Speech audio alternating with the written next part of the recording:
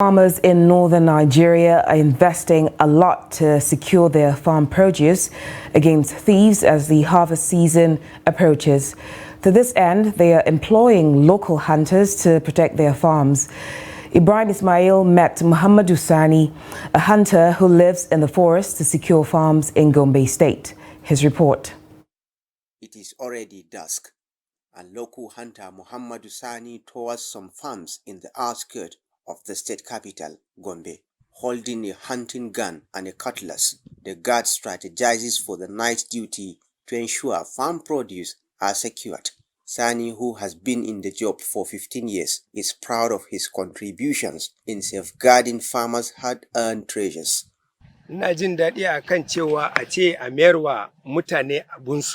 I feel happy to recover looted produce to the farmers. The thief will feel bad if someone looted his farm. This is inappropriate. If the looters are being punished, they will stop. The local guard, who shares experience of his encounters with farm looters, defies all obstacles involved as he remains determined to deliver results.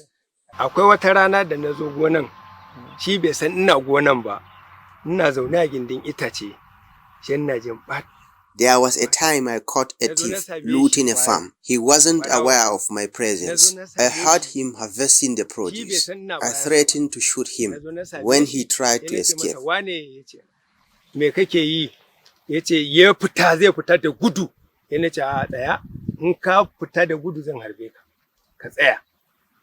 Farmers say local hunters like Muhammadu Sani play a significant role in safeguarding the fruits of their labor.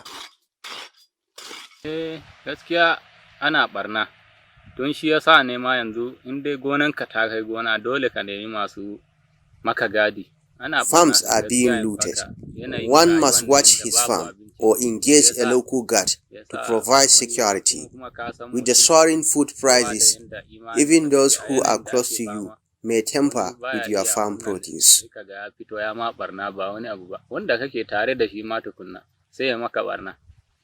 Sani believed that hunters will assist security agencies in securing the country if given the necessary support by the government.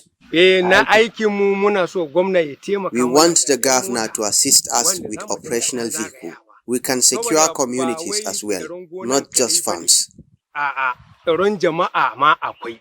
Farmers often record pockets of looting of produce before or during the harvest season, a situation that forces some farmers to spend nights in their farms. Ibrahim Ismail, Trust TV News, Gombe.